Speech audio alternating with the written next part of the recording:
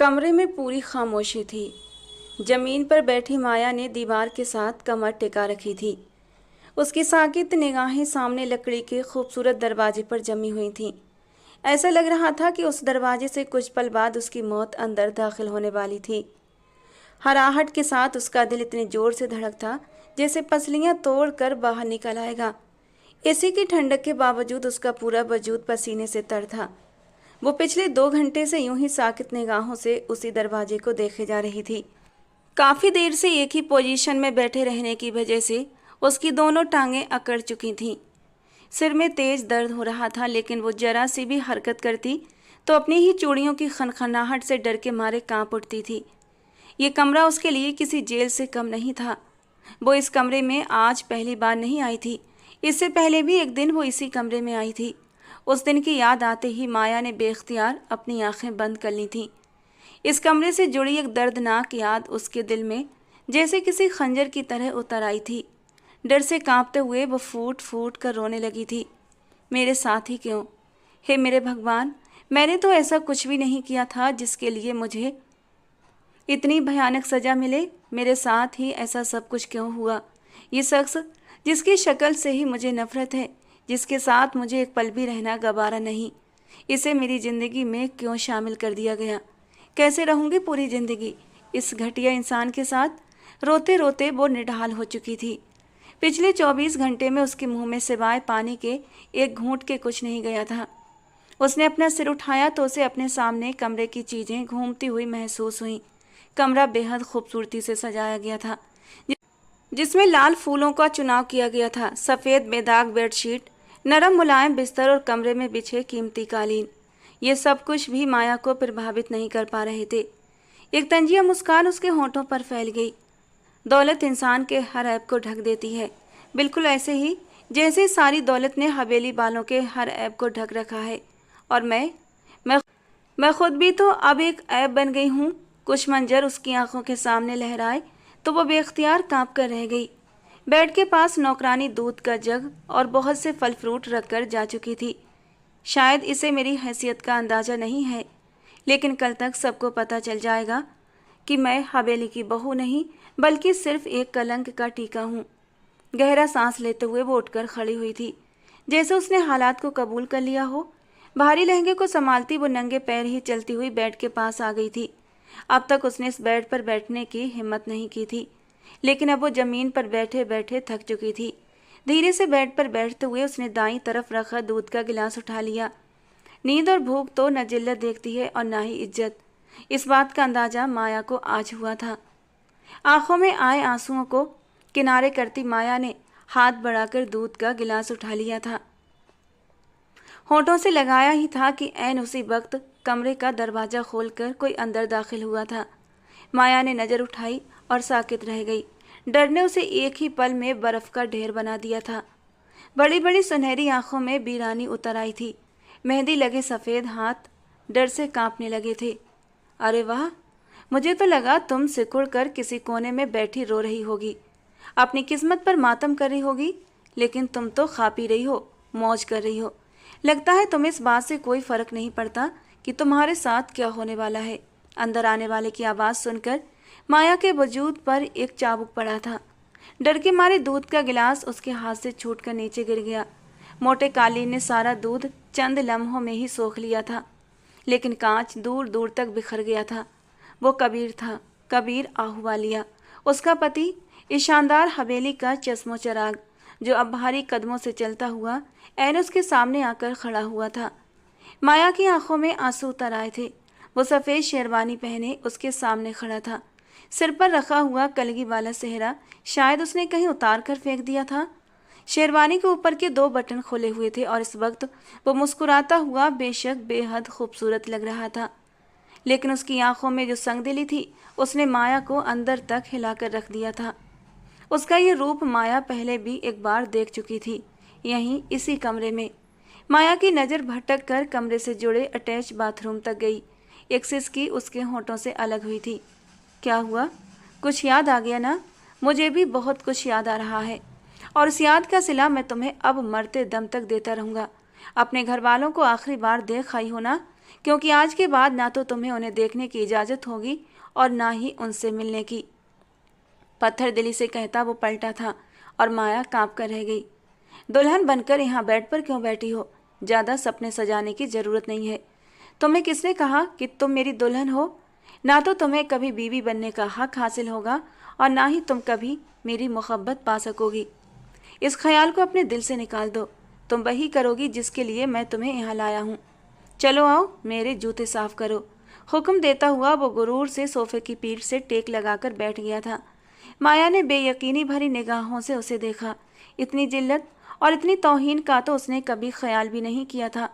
हाँ, अगरचे वो सोच कर आई थी कि जिंदगी उस पर पहले से कहीं ज़्यादा तंग हो जाएगी, मगर आते ही वो उसके साथ ये सलूक करेगा उसने सोचा भी न था। सुना नहीं तुमने मैंने क्या कहा है? जल्दी उठो, वो इस बार गुस्से से दहाड़ते हुए बोला था और माया एकदम सहम गई।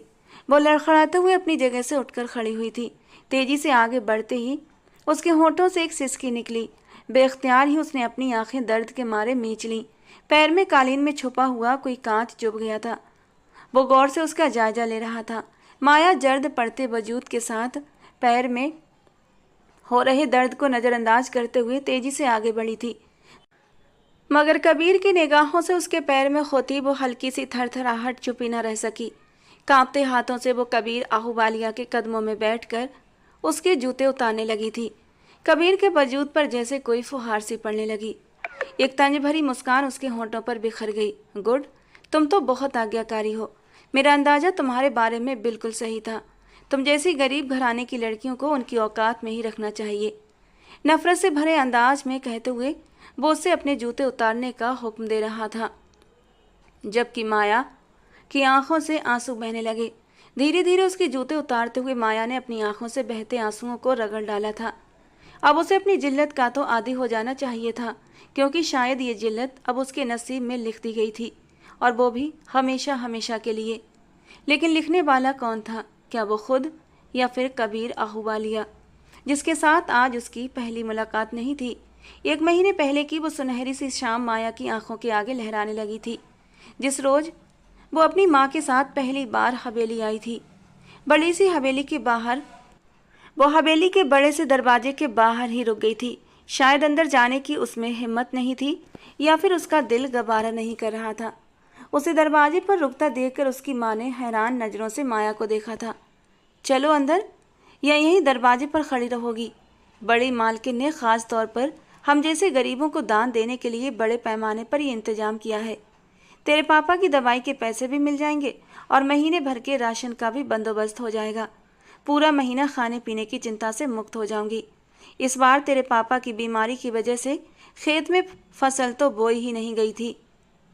शुक्र कर बड़ी मालकिन ने दान देने का ही फैसला कर लिया, वरना तो हमें खाने पीने के भी लाले पड़ जाते। अब चल यहाँ से, देर मत कर। माँ ने उसका बाजू दबोचते हुए उसे झंझोड़ा था, जबकि वो जो हवेली की शानो शौकत देखकर दंग रह गई थी, एकदम घबराकर माँ के साथ अंदर चल पड़ी।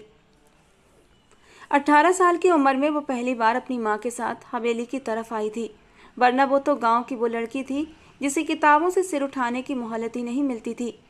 अपने छोटे से घर और गांव के किनारे पर बने सरकारी कॉलेज के अलावा उसे दुनियादारी से कोई मतलब नहीं था।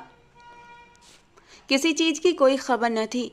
यही वजह थी कि अब अपनी बड़ी बड़ी सुनहरी आंखें उठाए वो हैरत से हवेली की बनावट, बस साज सज्जा देख रही थी। माँ, ये तो इतनी बड़ी हवेली है, इसके एक कमरे जितना तो हमारा पूरा घर है। वो दुपट्टे को अच्छी तरह खुद पर लपेटे बुरी तरह से घबरा रही थी। जो कपड़े उसने पहन रखे थे वे जगह जगह से फटे हुए थे, जिसे संध्या जी ने सुई धागे की मदद से सिल दिया था और पहनने योग्य बना दिया था। घर में गरीबी का ये हाल था कि एक वक्त का खाना पकता तो दूसरे वक्त के लिए घंटों सोचना पड़ता था। बूढ़ा बिरजू एक अरसा हुआ चारपाई से लगा हुआ था। रिश्तेदार मदद करते करते अब थक चुके थे। सिर्फ एक माया ही थी जिसकी ख्वाहिश थी कि वो पढ़ लिख कर किसी अच्छे मकाम पर पहुँचे, ताकि अपने घर वालों के हालात बदल सके। वो रही बड़ी मालकिन। चला जल्दी से, संध्या जी ने एक बार फिर इशारे से उसे अपने पीछे आने को कहा था, जहाँ बड़ी मालकिन शानदार से सोफे पर बैठी थी। उनके चेहरे पर बड़ी नरमी और रौब था। ये माया का नालनी जी से पहला आमना सामना था। दूर से ही देखकर उसे एहसास हो गया था ये बड़ी मालकिन गरीबों के लिए खास हमदर्दी रखती हैं। शर्मिंदगी से माया के गले में आंसुओं का गोला सा अटकने लगा। वो हाथ फैलाने की कायल नहीं थी। यही वजह थी कि आज माँ का बड़ी मालकिन से अपने बाप के इलाज के लिए पैसे लेना उसे अंदर तक घायल कर रहा था। ये कौन है संध्या? आज से पहले तो तुम इसे कभी अपने साथ नहीं लाई। नालनी जी ने सिमटी खड़ी माया की ओर इशारा करते हुए उसकी माँ से पूछा तो वो मुस्कुरा दी। मेरी बेटी है जी, कॉलेज में पढ़ती है, अभी 12वीं के पेपर दिए हैं इसने, बड़ी जहीन है, इसे हवेली देखनी थी इसीलिए साथ ले आई हूँ। संध्या जी की बात पर माया ने झुककर बड़ी मालकिन को हाथ जोड़कर प्रणाम किया था। वो दिलचस्पी से उसे देखती रही। बहुत खूबसूरत है तुम्हारी बेटी, मैंने आज तक पूरे गांव में इतनी हसीन लड़की नहीं देखी, लेकिन इसका हुलिया ठीक नहीं है। उन्होंने सिर से लेकर पैर तक माया का जायजा लिया था। वो बेख्तियार अपने दुपट्टे को खुद पर और कसते हुए एक बार फिर खुद में सिमट गई थी। सामने बैठी नालनी जी के शानदार ब्रांडेड जोड़े के सामने उसके जगह जगह से फटे हुए सस्ते नायलॉन के कपड़ों की क्या औकात थी। माया की आंखों में पानी उतरने लगा। पैरों में काले रंग की 2 पट्टी की चप्पल थी जो उसके खूबसूरत सफ़ेद दूधिया पैरों में बेशक बहुत खूबसूरत लग रही थी, लेकिन उसकी कम हैसियत के चलते वही चप्पल नालनी जी की नज़र में चुभ गई थी। इतनी प्यारी लड़की को इस हाल में बिल्कुल नहीं रहना चाहिए। तुमने पहले बताया क्यों नहीं कि ये तुम्हारी बेटी है? इसके नाप के कई कपड़े मेरी अलमारी में रखे हैं। तुम्हें तो पता है ना, मेरी बेटी की अभी कुछ अरसा पहले ही शादी हुई है। वो तो अब शहर चली गई है, लेकिन हर महीने ढेरों कपड़े खरीद कर रखती थी। सारे यहीं पड़े हैं। मैं इसे अपनी बेटी की तरह ही समझती हूँ। इससे कहो जाकर अपने कपड़े बदल ले। नालनी जी की निगाहें उसके फटे कुर्ते पर अटक गई थीं। कमर से कई बार सिलने के बावजूद भी वहाँ से कुर्ता फट रहा था और नालनी जी को ये बिल्कुल भी पसंद नहीं आया था कि एक जवान जहाँ लड़की यूँ फटे कपड़ों में घूम रही थी। मैं अभी नौकरानी को कह देती हूँ, वो इसे मेरी बेटी के कमरे में लेकर जाएगी और वहाँ अलमारी में ढेरों कपड़े पड़े हैं, कोई ढंग का सूट निकाल कर पहन लेगी। नालनी जी ने संध्या से कहा। माया बुरी तरह से घबरा उठी। एक और चाबुक उसकी आत्मा पर पड़ा था। नहीं, मुझे कपड़े नहीं चाहिए, मेरे यही कपड़े ठीक हैं, मैं इन्हें घर जाकर दोबारा से सिल लूँगी। उसने अपने फटे हुए कुर्ते पर अपनी मुट्ठी जमाई थी। वो बेख्तियार 2 कदम पीछे हटी थी, लेकिन नालनी जी ने नौकरानी को बुलाकर उसे सब कुछ समझा दिया था। माया के बार बार मना करने के बावजूद नौकरानी ने उसका हाथ पकड़कर उसे अपने साथ ले लिया था। हवेली की ठंडी राहदारियों से गुजरते हुए माया एक बार फिर से हैरान हो रही थी। नौकरानी ने उसे एक कमरे में ले जाकर खड़ा कर दिया। तुम यहीं रुको, मैं कपड़े यहीं पर लेकर आती हूँ। छोटी मालकिन का कमरा तो बंद है और अगर उन्हें पता चल गया कि उनके कमरे में कोई नौकरानी गई थी तो वो बहुत गुस्सा करेंगी। वो ऐसी ही तो हैं, बल्कि मालिकों के दोनों बच्चे ही ऐसे हैं। नौकरानी बेजारी से कहती हुई पलट गई थी और माया बेजान अंदाज में वही खड़ी कमरे का जायजा लेने लगी। कमरा बेहद शानदार था। लगता था जिसे भी इस कमरे की डिज़ाइन करने की जिम्मेदारी दी गई थी उसकी पसंद बेहद उच्च थी। ईस्टर्न और वेस्टर्न अंदाज के मेल से बने इस कमरे के हर कोने से अमीरी झलक रही थी। माया ने गहरी सांस लेकर खुद को संभाला। नौकरानी थोड़ी ही देर में लौट आई थी। ये लो, ये सारे कपड़े तुम्हारे हैं, ये वाला पहन लो, तुम्हें फ़ौरन फिट आ जाएगा, बाकी के जोड़ों की फिटिंग कर लेना। कहते हुए कासनी रंग का एक खूबसूरत सा जोड़ा उसने माया के हाथों में थमाया और खुद वापस चली गई। माया ने हैरान निगाहों से उस जोड़े को देखा। वो बेहद कीमती जोड़ा था। एक मासूम सी चाह उसके दिल में जागी जो अब तक कपड़े न लेने पर अड़ी थी। अचानक उसका मन हुआ कि वो उस जोड़े को पहनकर देखे, आखिर वो उसमें कैसी लगेगी। इतना महंगा और खूबसूरत जोड़ा तो उसने आज तक नहीं पहना था। पहनना तो दूर, देखा भी नहीं था। वो इतनी हैरत में थी कि दरवाज़ा लॉक करना भी भूल गई। जोड़े को बेड पर रखे उसने धीरे से अपनी चादर उतारकर बेड पर रख दी। एक झिझक तो आई थी, लेकिन नया जोड़ा पहनने का शौक इतना ज़्यादा था कि माया ने बेझिझक अपना कुर्ता उतार दिया। कासनी रंग के नरम और मुलायम कुर्ते को उठाकर अभी पहनने ही वाली थी कि एक झटके से दरवाज़ा खुला था और कोई अंदर दाखिल हुआ। माया तेजी से पलटी। दिल जोर से धड़क उठा था। प्लीज़ बाहर जाएं, भगवान के लिए अब जो कोई भी हैं बाहर चले जाएं, मुझे कपड़े बदलने हैं। वो कुर्ते को अपने सामने आड़ बनाए बुरी तरह घबरा गई थी। एक ही पल में पसीने से नहा गई थी और दरवाजे के सामने खड़े कबीर ने हैरानी से सामने खड़ी उस हसीना को देखा था। तुम कौन हो और मेरे कमरे में क्या कर रही हो? उसका लहजा आम था, जैसे सामने खड़ी उस लड़की की हालत से उसे कोई मतलब ना हो। माया का दिल जोरों से धड़क रहा था, वो रो पड़ने के करीब थी। मैंने आपसे कहा ना आप बाहर चले जाएं। मैं आपको क्यों बताऊं मैं कौन हूं? आपको दिखाई नहीं दे रहा कि कमरे में एक लड़की कपड़े चेंज कर रही है? मुंह उठाकर कहीं भी घुसे चले आते हैं आप जैसे लोग, घटिया इंसान। शक्ल पर ही लिखा है कितने हवस के पुजारी हैं आप चले जाएं यहाँ से, नहीं तो मैं बड़ी मालकिन को बुलाऊंगी, और अगर उन्होंने कुछ न किया तो मैं खुद ही तमाचों से आपका पूरा चेहरा लाल कर दूंगी। घबराहट के आलम में माया के लबों से जो कुछ निकल रहा था वो कहती चली गई। सामने खड़े कबीर का चेहरा एक पल में गुस्से से लाल पड़ गया। एक्सक्यूज मी मैडम, ये मेरा कमरा है और आप यहाँ पर क्या कर रही हैं? अब की बार उसने गहरी निगाहों से सामने खड़ी माया का जायजा लिया था, और तभी उसे अंदाजा हुआ कि वो इतनी घबराई हुई क्यों है। एक बेख्तियार मुस्कान कबीर के लबों पर फैल गई।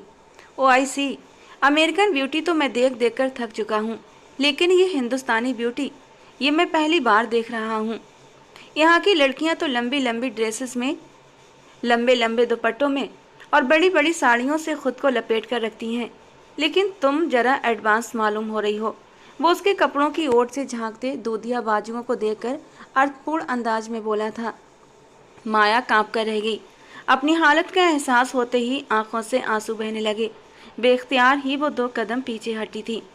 करीब मत आना मेरे, तुम एक घटिया इंसान हो, बल्कि तुम्हें इंसान कहना ही नहीं चाहिए। जब मैं तुम्हें अपनी मजबूरी बताते हुए कमरे से बाहर जाने का कह रही हूँ तो फिर बाहर क्यों नहीं जाते? तुम जैसे लोग इंसान नहीं बल्कि जानवर होते हैं, जो ना तो किसी की इज्जत का ख्याल करते हैं और ना ही किसी के जज्बात का। दरअसल तुम जैसे लोगों की खुद की कोई इज्जत नहीं होती ना, इसीलिए तुम्हें क्या पता कि किसी की मजबूरी का नाजायज फ़ायदा नहीं उठाते। वो बेबसी से कहती चली गई थी। उसका बस नहीं चल रहा था कि उठाकर इस शख्स को बाहर फेंक दे। पलटकर पीछे बने बाथरूम तक भी नहीं जा सकती थी। ऐसा करने से कबीर की नज़र उसकी कमर पर पड़ जाती। बेबसी ही बेबसी थी। वो खुद को छुपाने की कोशिश में हलकान हुई जा रही थी, मगर उसके जुमलों ने जो नुकसान किया था, इस बात से वो अभी तक अनजान खड़ी थी। कबीर का चेहरा सुर्ख पड़ गया था। व्हाट? मुझे इज्जत बेइज्जती का एहसास नहीं है तो तुम्हें है? एक अजनबी शख्स के कमरे में कपड़े बदलते हुए तुम्हें एक लम्हे के लिए भी अपनी इज्जत का ख्याल आया? किसके हैं ये कपड़े? लगता है हवेली में घुसकर चोरी कर रही हो। होलिये से तो मांगने वाली लगती हो। अभी बताता हूँ तुम्हें कि तुमने किसकी गैरत को ललकारा है। जेब से मोबाइल निकालते उसने सख्त निगाहों से माया को देखा था। वो सर से पांव तक कांप गई थी। क्या कर रहे हैं आप? भगवान के लिए छोड़ दें, मुझे जाने दें प्लीज़। वो एक बार फिर से गिड़गिड़ाई थी, मगर कबीर का खून खौल रहा था। उसका दिमाग घूम चुका था। अमेरिका से आने के पहले ही दिन सामने खड़ी लड़की ने उसे बेहिसाब बातें सुना दी थीं। वो जो पहले ही माहौल के बदलाव से अपसेट था, माया के मुंह से अपनी इतनी इंसल्ट सुनकर बर्दाश्त न कर पाया। मोबाइल सामने किए वो उसकी वीडियो रिकॉर्ड कर रहा था। माया की आंखों से आंसू बहने लगे। उसे अपनी इज्जत तार तार होती साफ नजर आ रही थी। दोनों हाथों से कुर्ते को अपने सामने जकड़े वो जमीन पर बैठती चली गई। भगवान के लिए ये सब मत करें, मुझे माफ़ कर दें प्लीज़। मैं आइंदा कभी भी इस हवेली में नहीं आऊँगी। मैंने माँ से पहले भी कहा था मुझे इन अमीर लोगों के घर नहीं जाना। वो फूट फूट कर रो रही थी। वीडियो की रिकॉर्डिंग करते हुए कबीर के दिल को अचानक कुछ हुआ था। बेख्तियार ही उसने मोबाइल बंद करके अपनी जेब में डाल लिया। एक गहरी निगाह माया पर डालते हुए उसके जज्बात बेकाबू हुए थे, लेकिन अगले ही पल वो कमरे से बाहर निकलता चला गया। माया ने सिसकते हुए निगाह उठाकर देखा, वो जा चुका था। कमरा खाली था। माया को यकीन न आया। क्या उसने उसे बख्श दिया था? लेकिन नहीं, वो तो उसकी वीडियो बनाकर ले गया था।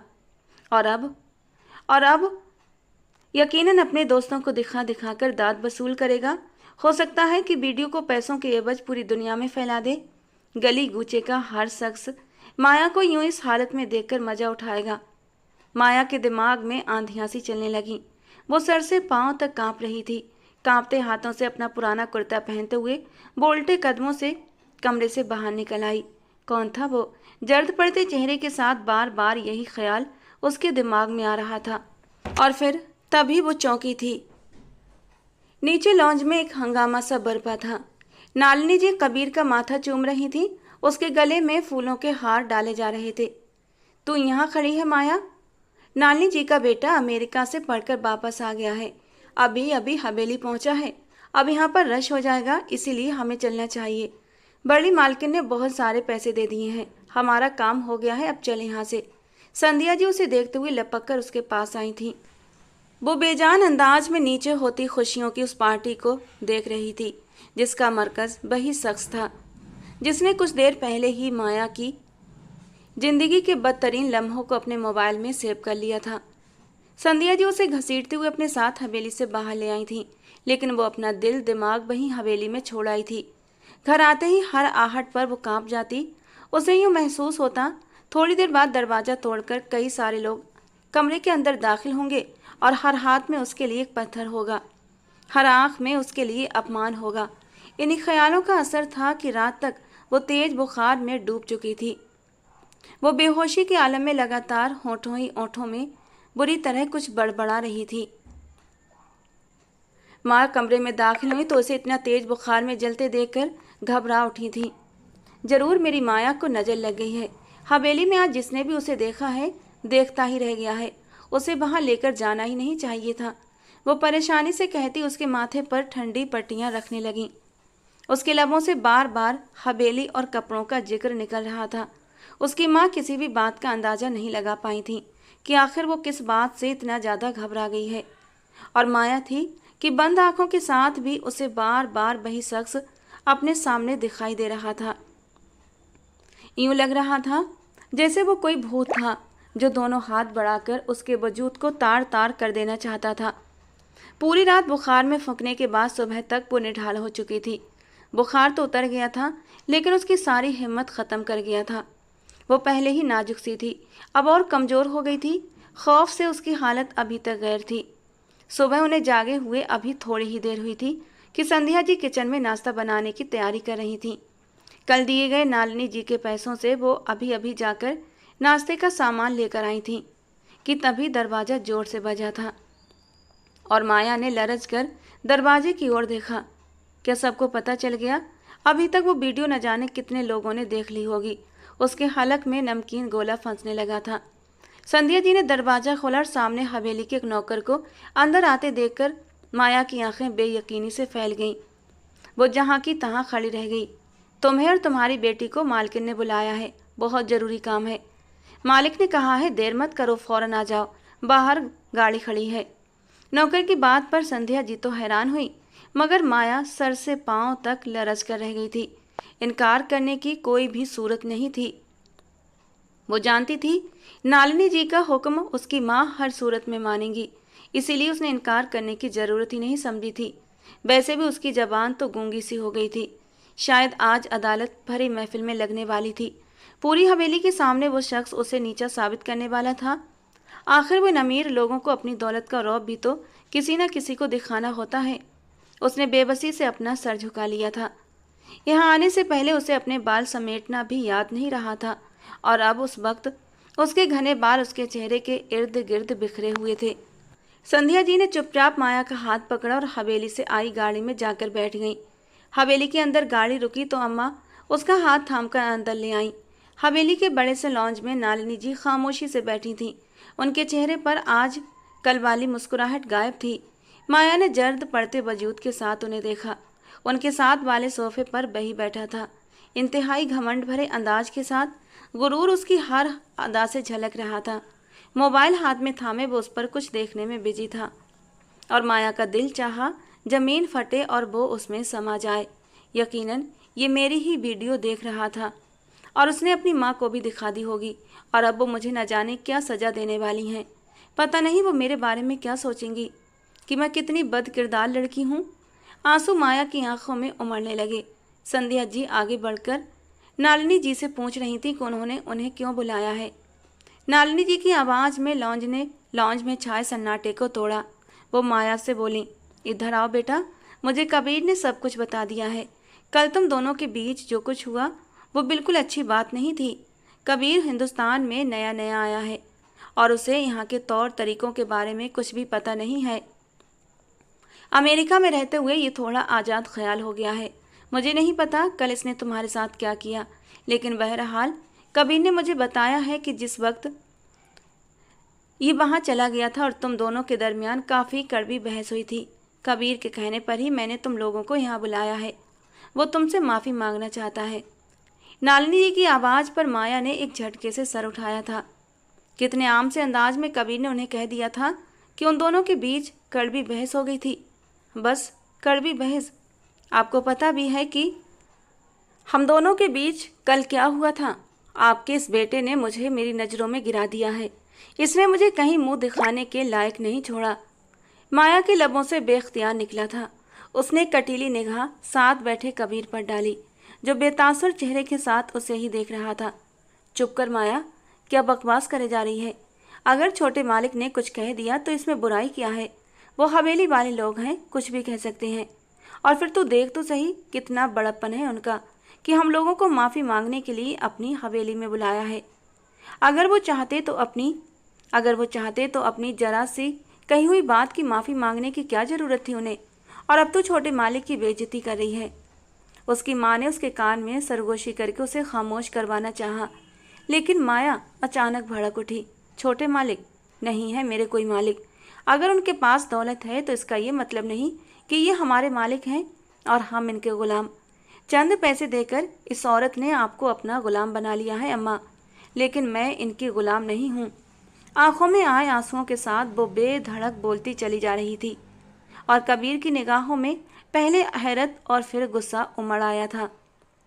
मेरी माँ से आराम से बात करो लड़की, वो ब्लड प्रेशर की मरीज हैं और कोई तुम्हें नहीं कह रहा कि तुम हमारी गुलाम हो।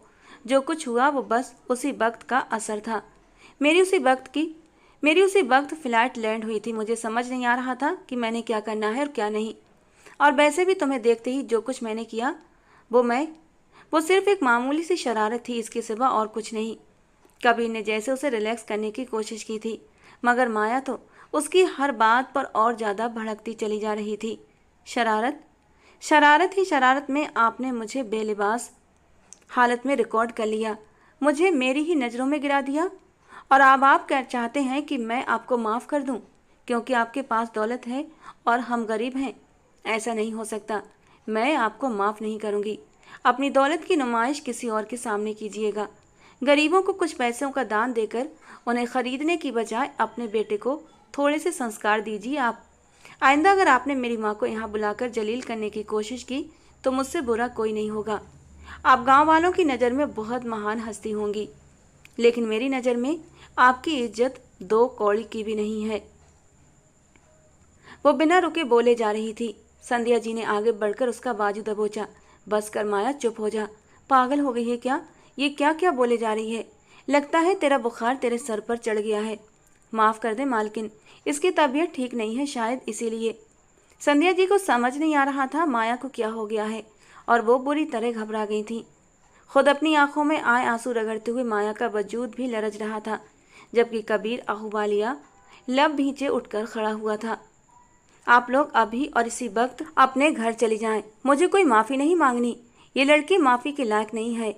2 टूक अंदाज में कहते हुए उसने नौकर को इशारा कर दिया था, जबकि सोफे पर बैठी नालिनी जी के चेहरे पर पसीने की बूंदें चमकने लगी थीं। उनकी रंगत जर्द पड़ती जा रही थी। कबीर घबराकर उनकी ओर बढ़ा था। अमीर लोगों के चोंचले। एक निगाह उन पर डालती माया तेजी से पलट गई थी। संध्या जी उसे बुलाते हुए उसके पीछे पीछे जा रही थी, लेकिन वो तो जैसे अब उस हवेली के दरो दीवार में रुकना ही नहीं चाहती थी। नालिनी जी सीने पर हाथ रखे एक तरफ को झुकती चली जा रही थी। कबीर बुरी तरह घबरा गया था। गाड़ी निकालो, मम्मा की तबीयत बहुत ज़्यादा ख़राब है, उसने दहाड़ कर नौकर को हुक्म दिया था। और जिस वक्त माया अपनी माँ का हाथ पकड़े अपने घर की ओर जा रही थी, जन से कबीर की गाड़ी उसके बराबर से गुजरी थी। नालिनी जी की तबीयत शदीद बिगड़ जाने पर कबीर उन्हें शहर के अस्पताल लेकर आया था। एक नफरत भरी निगाह गाड़ी पर डालते माया ने अपना सर झटका था। अंधाधुंध गाड़ी चलाते हुए कबीर के दिल की हालत गैर हो रही थी।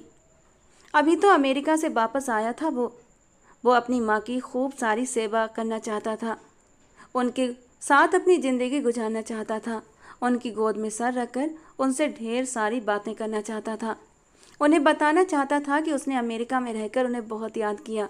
उनके हाथों के मजे मजे के खाने बनवाकर खाना चाहता था, उनसे अपने खूब लाड उठवाना चाहता था। और अब एक मामूली सी लड़की की बातों ने उसकी माँ को इस हाल में पहुंचा दिया था। वो बार बार पीछे मुड़कर नालिनी जी को देखता। उनकी हालत बिगड़ती जा रही थी। गाड़ी अस्पताल के सामने रोकते ही वो भागकर नीचे उतरा था और फिर दूसरी ओर का दरवाज़ा खोलकर उसने नालिनी जी को बाहर निकालना चाहा। उनका चेहरा पीला पड़ रहा था। कुछ बोलने की कोशिश कर रही थी शायद, लेकिन उनके होंठ उनका साथ नहीं दे रहे थे। कबीर को अपने हाथों से अपनी जिंदगी निकलती हुई महसूस हुई। उसने अपनी माँ को बाहों में उठाते हुए कसकर अपने सीने से भींचा था और फिर भागता हुआ अंदर लाया था। नालिनी जी को अंदर इमरजेंसी रूम में ले जाया गया। बाहर खड़े कबीर का बस नहीं चल रहा था कि वो दुनिया भर के सारे डॉक्टर्स लाकर माँ के सिरहाने खड़े कर दे। लेकिन डॉक्टर आईसीयू से बाहर निकला तो उसके चेहरे पर एक मायूसी छाई हुई थी। रियली सॉरी, बहुत शदीद हार्ट अटैक था। हमने पूरी कोशिश की लेकिन आपकी माँ को बचा नहीं सके। डॉक्टर उसे जवाब देकर खुद आगे बढ़ गया था और कबीर को यूं लगा जैसे दुनिया एक जगह रुक गई है। उसके कानों में साए साए की आवाज़ें आ रही थीं। आईसीयू के दरवाजे से नजर आती माँ के बेजान चेहरे पर नजर पड़ते ही उसकी आत्मा झंझना उठी थी।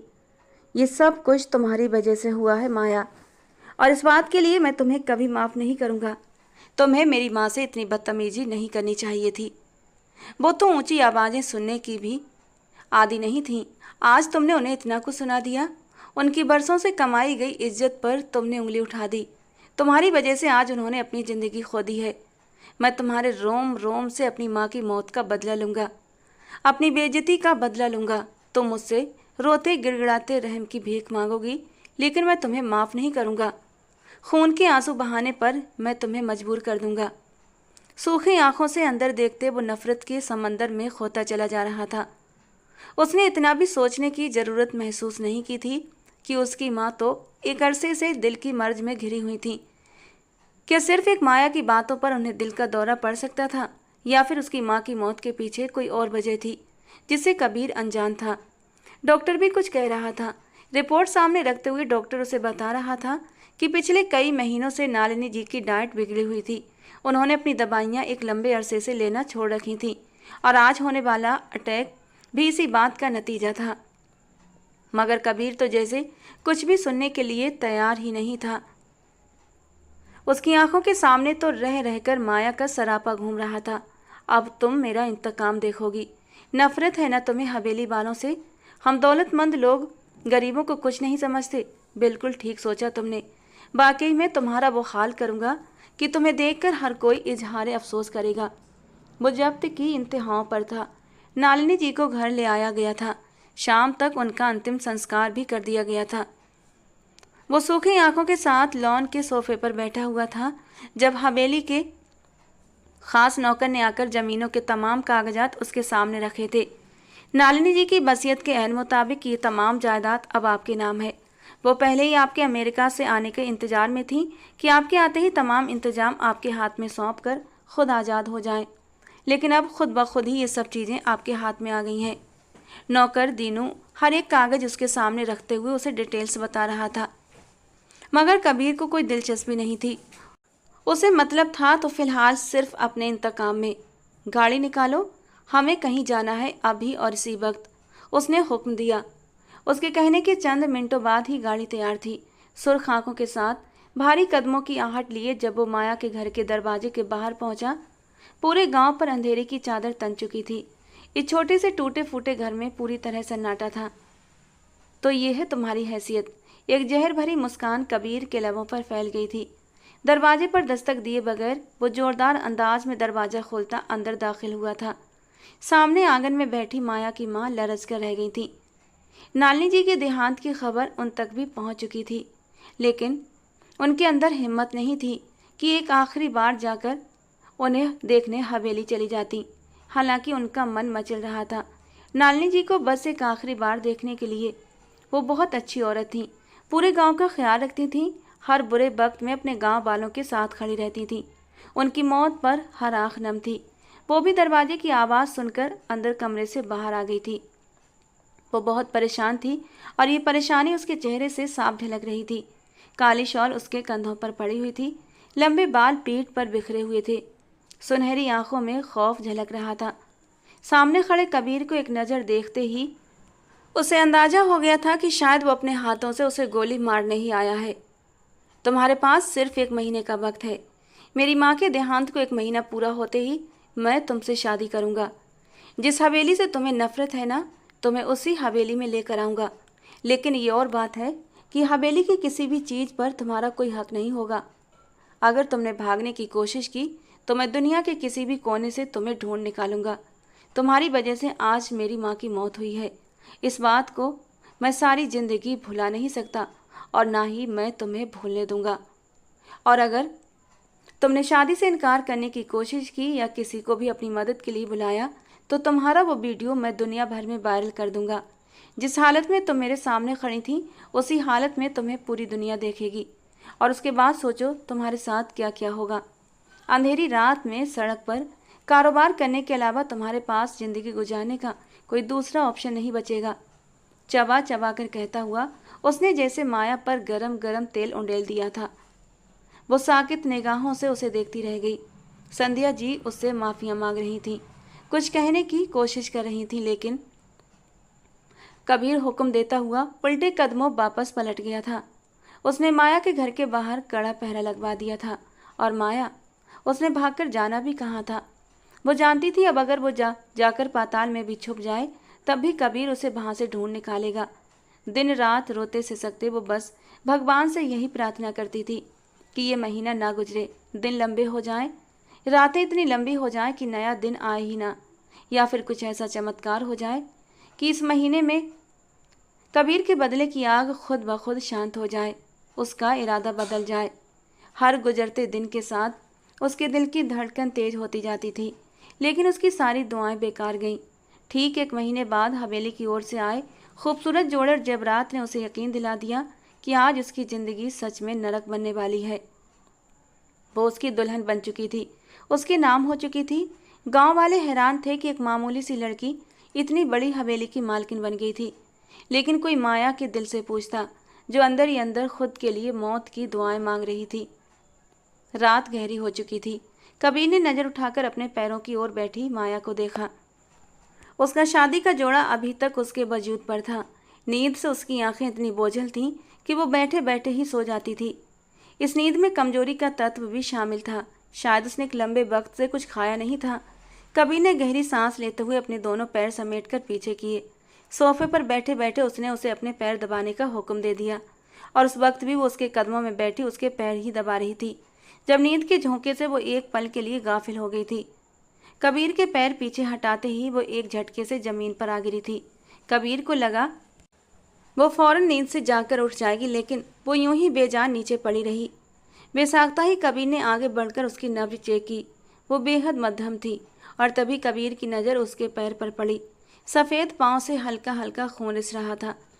गौर से देखा तो उसके पैर में चुभा हुआ कांच साफ दिखाई दे रहा था। शायद वहाँ कालीन में छुपा कांच उसे चुभ गया था। न चाहते हुए भी कबीर ने हाथ बढ़ाकर उसके पैर से कांच का वो टुकड़ा निकाल दिया था। एक सिसकी बेहोशी के आलम में भी माया के लबों से निकली थी। गहरी सांस लेते हुए वो अपनी जगह से उठकर खड़ा हुआ। वो उसके साथ जुल्म करना चाहता था, लेकिन हर बार उसके हसीन सरापे को देखते हुए वो रुक जाता था। दिल की हालत अजीब हो रही थी। ये उसकी शादी की पहली रात थी। वो जानता था ये सब कुछ उसने माया को सज़ा देने के लिए ही किया है, लेकिन सज़ा देने के लिए उसने शादी का चुनाव क्यों किया? वो ताकतवर था, किसी भी तरीके से उसे एक बुरे अंजाम तक पहुंचा सकता था, लेकिन उसने उसे अपनी दुल्हन बनाकर अपने घर क्यों लाया? अपने इन्हीं सवालों से वो खुद भी परेशान हो रहा था। गहरी सांस भरते हुए वो कमरे से बाहर निकल आया था। बाहर खड़ी नौकरानियों को अंदर कमरे में पड़ा कांच साफ करने के लिए और अंदर जाकर माया की देखभाल करने का हुक्म दिया था। खुद वो अपने जज्बातों को संभालता बाहर लॉन में चला आया था। ठंडी हवा उसके वजूद से टकराई तो यूं लगा जैसे जलती हुई आग पर कोई फवारा पड़ गया हो। वो आसमान की तरफ देखते हुए अतीत को सोचता चला जा रहा था। जब वो अमेरिका से वापस आया था, एक बेफिक्रा आज़ाद 25 साल का मर्द, जिसने ज़िंदगी की असल जिम्मेदारियों को अब तक देखा ही नहीं था। शोर और भीड़भाड़ उसे शुरू से ही पसंद नहीं थे और जब वो गाड़ी से हवेली के सामने उतरा तो उसने सारे नौकरों को खामोश रहने का इशारा कर दिया था। भगवान के लिए मम्मा को मत बुलाना, मत बताना कि मैं आ गया हूँ। सारे ढोल ताजे ताशे लेकर यहाँ पर दरवाजे पर ही आ जाएंगी। मैं अंदर ही जाकर उनसे मिल लेता हूँ, उसने नौकरों को हिदायत दी थी। इसी शोर से बचने के लिए तो उसने नालिनी जी को अपनी फ्लाइट की टाइमिंग नहीं बताई थी, बस अपने आने का दिन बता दिया था। और इसी खुशी में नालिनी जी पूरे गांव में दान पुण्य कर रही थी। आखिर को इतने सालों के बाद उनका बेटा वापस लौट कर जा रहा था। वो अंदर आया तो हकीकतन आधे से ज़्यादा गांव हवेली में जमा था और नालिनी जी मुस्कुराते हुए गांव वालों में पैसे बांट रही थी। नालिनी जी को लोगों में घिरा देखकर वो चुपके से अपने कमरे में चला आया था। शदीद थकावट का असर था कि बस वो शावर लेकर फ्रेश होना चाहता था, लेकिन कमरे में दाखिल होते ही जो नज़ारा उसने देखा उसने उसका दिमाग उड़ा कर रख दिया था। उस कांपती लड़खड़ाती लड़की को अपनी इज्जत की फिक्र पड़ गई थी। कबीर के होठों पर मुस्कुराहट बिखर गई। ये हिंदुस्तानी लड़कियां भी कितनी यूनिक होती हैं। उस हालत में अमेरिका में लड़कियां सड़कों पर बेफिक्री से घूमती थीं और वो लड़की कमरे में डर से कांप रही थी कि कहीं कबीर उसके साथ कोई गलत हरकत न कर दे। ये सोच कबीर को खूब मजा दे रही थी। उसकी डर से कांपती हालत और उसकी मासूमियत पर कबीर को खूब मजा आ रहा था और सिर्फ उसे डराने की खातिर कबीर ने जेब से मोबाइल निकालकर उसकी रिकॉर्डिंग की थी। लेकिन बाद में उसके होठों से जो शब्द निकले थे उन्होंने बाकी कबीर का दिमाग घुमाकर रख दिया था। वो पहले ही थका हुआ था, ऊपर से उस लड़की की बिना सोचे समझे बोले जाने वाली बातों ने उसे गुस्से के मारे खौला कर रख दिया था। न जाने उसने क्या जवाब दिया था, बाद में वो खुद ही भूल गया था। लेकिन रात तक पछतावे का एहसास उसे लपेटे में लेने लगा। उसने बेकार में ही उस मासूम सी लड़की को परेशान किया था। मम्मा बता रही थी कि गांव की वो इकलौती लड़की है जिसने कॉलेज में जाकर पढ़ाई हासिल की है। वो बड़ी जहीन थी और उतनी ही हसीन भी। न चाहते हुए भी वो पूरी रात उसी के बारे में सोचता रह गया था और सुबह होते ही उसने नालिनी जी को कल की सारी बात बता दी थी। उन्होंने नाराज होते हुए उसे समझाया, ये हिंदुस्तान है, खासकर यहाँ गांव में लड़कियाँ अपनी इज्जत के मामले में बहुत संवेदनशील होती हैं। यहाँ तो मर्दों के सामने लड़की के ऊपर से दुपट्टा सरक जाए तो वो बुरी तरह घबराती हैं। और फिर वो तो कपड़े बदल रही थी और तुम कमरे में चले गए। फिर तुम चाहते थे कि वो तुम्हारे सामने कुछ बोले भी ना। नालिनी जी ने उसे झिड़क दिया था तो वो शर्मिंदा हो गया। यही वजह थी कि उसने माँ से कहकर उन दोनों माँ बेटी को हवेली बुलवाया था ताकि उनसे माफ़ी मांग सके और उनकी कोई मदद भी कर सके। उसने सोचा था अगर माया आगे पढ़ना चाहती है तो वो उसकी पूरी मदद करेगा, लेकिन उसे अंदाज़ा नहीं था कि माया उस रोज़ इतना कुछ कहेगी। उसके अंदर हवेली वालों के लिए इतनी नफरत थी। इस बात का अंदाज़ा कबीर को उस रोज़ हुआ था और उसके तुरंत बाद माँ के देहांत ने उसे अंदर तक तोड़ फोड़ कर रख दिया था। तुमने अच्छा नहीं किया था माया। अगर तुम उस दिन माँ के बजाय मुझसे बदतमीजी करती तो मुझे इतना बुरा नहीं लगता। शायद मैं तुम्हें माफ़ कर देता, लेकिन तुम्हारी बातों की वजह से मेरी माँ चल बसी। ये बात मैं कभी नहीं भूल सकता। बेकाबू होते उसने अपना सिर दोनों हाथों में थाम लिया था। रात के 2 बज रहे थे कि उसकी जेब में रखा हुआ मोबाइल अचानक बज उठा। इस वक्त किसने फ़ोन कर लिया? जेब से मोबाइल निकालकर उसने देखा ये ब्रजेश शाह का नंबर था। वो गहरी सांस लेकर खुद को कंट्रोल करने लगा। ब्रजेश शाह के साथ उनकी दुश्मनी पुरानी थी। न फ़ोन पर उसे इस दुश्मनी के बारे में उसकी माँ बताती रहती थी। एक अकेली औरत होते हुए भी उन्होंने सालों साल ब्रजेश शाह को अपने मकसदों में कामयाब नहीं होने दिया था। लेकिन अमेरिका के माहौल में रहने की वजह से कबीर चाहता था इस दुश्मनी को ख़त्म कर दे और ख़ुद ब्रजेश शाह की तरफ से होने वाली पेशकदमियों की वजह से भी वो रजामंदी पर तैयार था। ब्रजेश शाह उसे शादी की मुबारकबाद दे रहा था। बड़े ही खुशदिल अंदाज में उससे बात करते हुए अपने घर दावत पर बुला रहा था। न चाहते हुए भी कबीर ने हामी भर ली। फ़ोन बंद करते हुए वो पलट कर अपने कमरे में चला आया था, जहाँ नौकरानी ने माया के कपड़े बदल कर उसे बेड पर लेटा दिया था। उसके पैरों की भी मरहम पट्टी कर दी गई थी। वो अभी भी नींद बेहोशी के आलम में ही थी। कबीर ने एक भरपूर नज़र उस पर डाली थी। वो उसकी बीवी थी और इतनी हसीन बीवी के होते हुए अपने जज्बात पर काबू रखना बेशक उसके लिए एक इम्तिहान था। बाथरूम से नहाकर निकलते वो करवट बदल कर सोने के लिए लेट गया। सुबह वो जागा तो बेड के बाईं साइड खाली थी।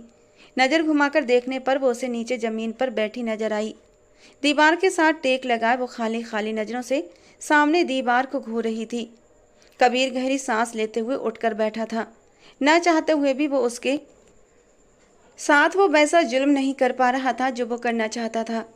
तुम्हारी तबीयत काफ़ी ख़राब हो गई थी रात को। मैं आनंदी मासी को नाश्ता लाने का कह रहा हूँ, चुपचाप नाश्ता कर लेना। इंटरकॉम उठाते हुए उसने हुक्म दिया था। वो खामोश बैठी रही। कुछ देर बाद जब वो नहाकर बाथरूम से निकली तो एक नौकरानी नाश्ता टेबल पर सर्व करके जा चुकी थी। सोफे पर बैठते उसने माया को एक नज़र देखा। आ जाओ, नाश्ता कर लो। लड़ाई झगड़ा तो सारी ज़िंदगी चलता ही रहेगा। तुम्हें क्या लगता है इस तरह भूखी प्यासी बैठोगी तो मैं तुम्हें माफ़ कर दूंगा? तो ऐसा हरगिज नहीं होगा, बेअसर लहजे में कहते हुए उसने माया को पुकारा था। एक जख्मी निगाह माया ने उसकी ओर डाली।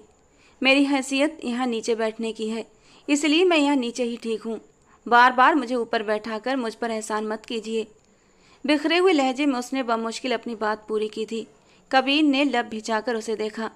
अना परस तो वो भी कमाल की थी। सिर हिलाते हुए कुछ निवाले खाकर वो उठ बैठा था। कुछ खा लेना, वरना आज शाम हमें दावत में जाना है, और कहीं वहाँ तुम्हारी तबीयत खराब हो गई तो अच्छा नहीं होगा। दुश्मनी ताज़ा ताज़ा दोस्ती में बदल रही है और मैं नहीं चाहता कि मेरी कोई भी कमजोरी उनके ऊपर जाहिर हो। उसे हुक्म देते वो बाहर निकल आया था। दिन भर ज़मीनों के अलग अलग मामले थे जो उसे निपटाने थे, और जिस वक्त शाम 6 बजे करीब वो घर वापस आया, उसका ख़ास नौकर दीनू कुछ कागजात लेकर उसका इंतज़ार कर रहा था। उसके चेहरे पर परेशानी थी। क्या बात है दीनू, तुम इतने परेशान क्यों दिख रहे हो? कबीर के पूछने पर दीनू ने कागजात उसके सामने रखे। सरकार, ब्रजेश शाह के साथ जिस ज़मीन पर हमारा सालों से झगड़ा चल रहा था, आज उसके आदमी उस ज़मीन पर 4 दीवारी करने के लिए आए हैं। मैंने उन्हें वहाँ रोक कर रखा है। उनका कहना है कि आपकी उनके साथ सुलह हो गई है और ये ज़मीन आपने उन्हें दे दी है। बड़ी मालकिन ने ये ज़मीन तो लड़कियों का कॉलेज बनाने के लिए तय कर रखी थी। क्या ब्रजेश शाह के आदमी सच बोल रहे हैं? दीनू ने उलझन से देखा तो कबीर ने गहरी सांस ली। हाँ, वो सच कह रहा है। ज़मीन के इस टुकड़े के पीछे सालों से हम एक दूसरे से झगड़ा करते चले आ रहे हैं, और अब मैं इस लड़ाई को ख़त्म कर देना चाहता हूँ। ब्रजेश शाह अपनी पिछली सारी गलतियों पर दिल से बेहद शर्मिंदा है, और मेरा नहीं ख्याल कि उसने कभी आगे बढ़कर इस दुश्मनी को हवा देने की कोशिश की हो। ये पुश्तों की चलती हुई दुश्मनी को ख़त्म हो जाना चाहिए। मैं आज उसके घर दावत पर भी जा रहा हूँ। बेअसर अंदाज में कहते हुए वो सोफे की बैक से टेक लगाकर बैठ गया था। दीनू को हैरानी हुई थी। सरकार, आप ये किस तरह कह सकते हैं कि ब्रजेश शाह ने आगे बढ़कर कभी दुश्मनी को हवा नहीं दी? आप सुलह करना चाहते हैं, और ये बात ठीक है, लेकिन उस दिन ब्रजेश शाह ने हवेली में आकर बड़ी मालकिन को इस कदर डराया धमकाया था कि जिसका कोई अंत नहीं था। उन्होंने तो साफ साफ आपकी माँ और आपको मारने की धमकियाँ भी दी थीं। दीनू की बात पर कबीर को एक जोरदार झटका लगा था। किस दिन की बात कर रहे हो तुम? कब आया था वो यहाँ हवेली? उसके लहजे में नफरत घुल गई। दीनू ने गहरी सांस ली। सरकार, जिस दिन आप अमेरिका से वापस आए थे, उसके अगले दिन सुबह सुबह के वक्त जब आप अपने कमरे में सो रहे थे, तब वो शख्स हवेली में आया था। नालिनी जी ने हमें मना कर दिया था, वरना वो जिंदा वापस न जाता। उन्होंने आपकी माँ को ये तक कह डाला था कि उन्होंने पुलिस के उच्च अफसरों से रिश्ते बनाए रखे हैं। इसी वजह से ये ज़मीन के मामले पर हमेशा उनकी जीत होती है। उनका कहना था जैसे भी हुआ वो ये ज़मीन हासिल करके रहेगा। इसीलिए तो नालिनी जी की तबीयत उस दिन बहुत ख़राब थी, और उन्हें जो हार्ट अटैक आया था वो भी इसी वजह से आया होगा, क्योंकि उस दिन वो सुबह से बार बार अपने बाजू और सीने को मसल रही थी। मैंने कहा भी था कि अगर आपकी तबीयत ठीक नहीं तो मैं डॉक्टर को बुला लेता हूँ, या फिर छोटे मालिक को बता देता हूँ, वो आपको अस्पताल ले जाएंगे, लेकिन उन्होंने मुझे मना कर दिया था कि कबीर इतने सालों बाद अमेरिका से आया है, मैं आते ही उसे परेशान नहीं करना चाहती, और फिर मैं भी खामोश हो गया था। सरकार, दीनू ने तो कबीर की आंखों से पर्दा हटा दिया था। वो एक झटके से उठकर खड़ा हुआ। उस दिन ब्रजेश शाह ने माँ को धमकाया था, जिसकी वजह से उन्हें हार्ट अटैक आया। बेआवाज लहजे में कहते हुए वो जैसे अंदर तक ढेर होता चला गया। दीनू ने सिर हिलाया। आपको मार देने की बात पर उन्होंने विनती करके ब्रजेश शाह को वापस भिजवा दिया था, और उसके बाद वो चाहती थी कि हवेली पर पहरा कड़ा कर दिया जाए, लेकिन आपने माया बीबी वाला जिक्र छेड़ दिया तो उन्होंने आपसे कोई और बात नहीं की थी। दीनू ने जैसे सारी बात ही खोलकर सामने रख दी थी।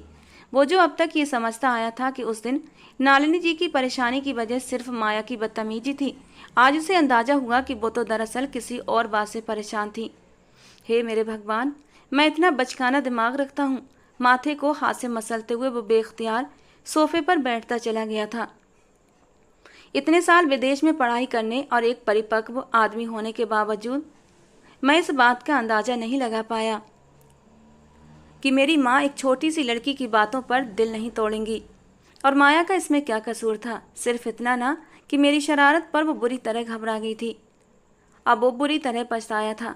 जानता था कमरे में माया मौजूद थी, उससे तो वो माफ़ी मांग सकता था, लेकिन दुश्मन को पहले सबक सिखाना जरूरी था। फ़ोन निकालते उसने दीनू को खास इशारा किया था। इशारा समझते ही वो मुस्कुराकर बाहर निकल गया था और कुछ ही देर में ज़मीन पर कब्जा करने आए ब्रजेश शाह को वहां से भगा दिया गया था। वो जलता कुड़ता वापस अपने घर पहुंच रहा था और उसने पहुंचते ही कबीर को फ़ोन किया था। देख चुका हूं कि तुम्हारी पहुंच बहुत ज़्यादा है। हिंदुस्तान आते ही तुमने अपने पर पाँव फैला लिए हैं, लेकिन जो नुकसान तुमने मुझे आज पहुंचाया है ना, ये कोई कम नुकसान नहीं है। मैं तुम्हें नहीं छोड़ूंगा। कबीर धीरे से मुस्कुरा रहा था। ऐसी कितनी ही दुश्मनियां तो वो चुटकियों में उड़ा सकता था, और ऐसे दुश्मन को मसलना तो उसके बाएं हाथ का खेल था। ब्रजेश शाह के सारे गैर कानूनी मामले उच्च पुलिस अफसरों के सामने रख दिए गए थे। उसने अपनी सारी ताकत इस्तेमाल कर ली थी और आखिरकार उसके ये रिश्तों का ही असर था कि ब्रजेश शाह रात होने से पहले पहले जेल में नजर आ रहा था। रात का 1 बज चुका था।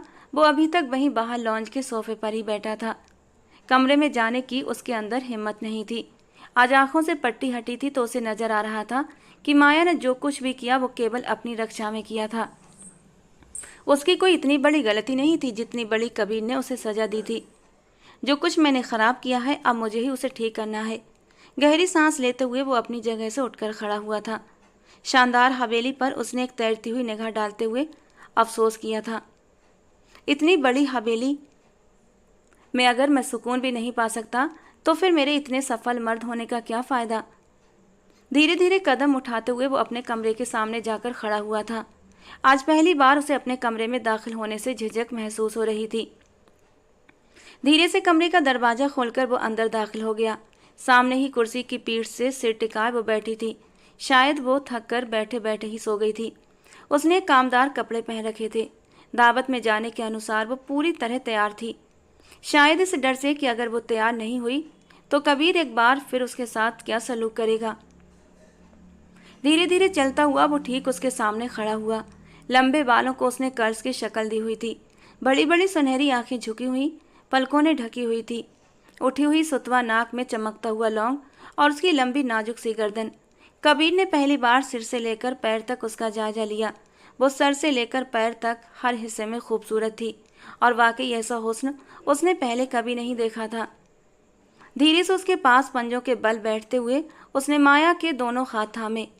वो एक झटके से कच्ची नींद से जाग गई थी और सामने बैठे कबीर को देखकर उसकी आंखों में डर उतर आया। दोनों हाथ पीछे खींचने की कोशिश की, लेकिन कबीर ने मजबूती से उसके दोनों हाथ थाम रखे थे। अब क्या हुआ? क्या मैं सो गई थी? मुझे पता नहीं चला। प्लीज़ मुझे माफ़ कर दो। मैं पार्टी में जाने के लिए तैयार हो गई थी, लेकिन नौकरानी ने मुझसे कहा कि जब तक सरकार न बुलाए मैं बाहर ना निकलूं। बेबसी भरे लहजे में कहते हुए वो जैसे अपनी थोड़ी देर की नींद पर शर्मिंदा हो रही थी। कबीर ने गहरी नज़र उसके चेहरे पर डाली। गुलाबी रंगत में अब जर्दी घुल रही थी। वो बेहद कमज़ोर भी लग रही थी। इस कुछ समय की लगातार मानसिक परेशानी ने उसे अंदर से खोखला कर दिया था। माफ़ी मत मांगो माया। माफ़ी तो मुझे मांगनी चाहिए। केवल अपनी अकड़ में डूबकर मैंने तुम्हें बहुत तकलीफ़ दी है। मैं बरसों तक अमेरिका के माहौल में रहा, वहीं पला बढ़ा, पढ़ाई की। मुझे अपनी अकल पर बहुत घमंड था, गुरूर था। मैं तो कभी गलत फैसला कर ही नहीं सकता, लेकिन मैं अपनी माँ को लेकर हमेशा से ही कॉन्शियस था। शायद इसीलिए कि पापा के देहांत के बाद उन्होंने मुझे अकेला पाला और मैं अपने ख्वाब पूरे करने के लिए अमेरिका चला गया। ये गिल्ट मेरे अंदर हमेशा से था और जब मैं वापस आया तो मुझे लगा अब मैं हमेशा उनके साथ रहूँगा, लेकिन वक्त तो मेरे हाथ से रेत की तरह फिसल गया। मेरी माँ मुझे छोड़कर चली गई और मैं कितना बेवकूफ़ हूँ कि तुम्हें इस बात का जिम्मेदार समझता रहा। एक नाजुक सी लड़की को। वो अचानक अपने सर को झुका गया था। माया ने बेयकीन निगाहों से उसे देखा। मुझे माफ़ कर दो, कबीर ने कहा। माया, ये सच है कि जब मैंने तुम्हें कपड़े बदलते हुए देखा था तो मेरी कोई बुरी नीयत नहीं थी। तुम्हारी वीडियो मैंने सिर्फ तुम्हें डराने के लिए रिकॉर्ड की थी और वो वीडियो तो मैंने उसी रात डिलीट कर दी थी। मैं सच में शर्मिंदा था और इसीलिए तुमसे माफ़ी मांगने के लिए अगले ही दिन मैंने तुम्हें हवेली बुलाया था। लेकिन उस रोज़ मम्मा को आने वाले हार्ट अटैक ने मुझे भावनात्मक तौर पर बहुत तोड़ कर रख दिया था। मुझे लगा हर चीज़ की जिम्मेदार तुम हो और बिना सोचे समझे मैंने तुम्हें सज़ा देने की ठानी। वो अपनी बात पूरी नहीं कर सका था। अपना सिर उसकी गोद में रखते हुए वो जैसे अपने आंसू छिपाने की कोशिश कर रहा था। माया साकित रह गई थी। इन दोनों का ये बहुत ख़ास लम्हा था। उस मजबूत आदमी को अपने सामने यह झुका देखकर माया का दिल एक पल में ही पिघल गया था। कबीर को अपनी सफाई देने की ज़रूरत ही नहीं पड़ी थी। उसके दिल ने खुद ही उसके हक में सारी सफाइयाँ दे दी थीं। उसने जिस हाल में उसे देखा था, ये अच्छे संस्कार ही थे कि उसे छोड़कर उल्टे कदमों दरवाजे से बाहर निकल गया था। वो ताकतवर था, अपने घर में था, चाहता तो उसके साथ कुछ भी कर सकता था, लेकिन उसने नहीं किया। और अगले दिन जब उसने माफ़ी मांगने के लिए अपने घर में बुलाया, तब भी वो कितना कुछ कहकर वापस चली गई थी। तब भी कबीर ने उसे उंगली तक नहीं लगाई थी। उसे सज़ा देने के उसके पास कई तरीके थे, लेकिन उसने सिर्फ शादी का रास्ता चुना था। उसे अपनी नज़रों के सामने रखने का बहाना ढूंढा था उसने। वो न चाहते हुए भी सब कुछ समझ रही थी और आज अगर वो उससे माफ़ी मांग रहा था तो माया ने उसे माफ़ करने में देर नहीं लगाई थी। वो अपनी ज़िंदगी डर और अंदेशों के साए में नहीं बिताना चाहती थी। वो जानती थी कल तक अगर वो कबीर था तो आज उसका पति था। कल तक वो काबिल नफ़रत हो सकता था, लेकिन आज नहीं। उन दोनों के बीच जो मजबूत रिश्ता बन चुका था, उसके बाद वे दोनों एक दूसरे के लिए उम्र भर के लिए ज़रूरी हो चुके थे। गहरा सांस लेकर माया ने अपनी आंखों में आई नमी को साफ कर लिया था। कबीर ने सिर उठाकर उसकी ओर देखा। उसके होठों पर मुस्कान देकर एक पल के लिए वो ठहर सा गया था। उसकी आमादगी महसूस करते हुए उसके होठों से भी एक सुकून भरी सांस निकली। तुम्हारा बहुत धन्यवाद, तुम बहुत अच्छी हो और सच कहूँ तो मेरे दिल में तुम्हारे लिए बहुत खालिस जज्बात हैं। मैं तुमसे वादा करता हूँ आगे कभी तुम्हें कोई तकलीफ़ नहीं दूंगा। एक जज्बे से कहते हुए वो उससे वादा कर रहा था और माया ने मुस्कुराते हुए अपना सिर हिला दिया था और कबीर ने उसे अपनी पनाहों में समेट लिया था। और माया को पूरा यकीन था कि उसकी पनाहों में अब वो हमेशा हमेशा खुश रहेगी। ये बात उसका दिल जानता था। दोस्तों, आज की हमारी कहानी आपको कैसी लगी कमेंट बॉक्स में ज़रूर बताना। पसंद आई हो तो प्लीज़ लाइक करना। रोज़ एक नई और रोमांटिक कहानी सुनने के लिए हमारे चैनल को सब्सक्राइब करना। मिलते हैं दोस्तों अगली किसी नई और रोमांटिक कहानी के साथ।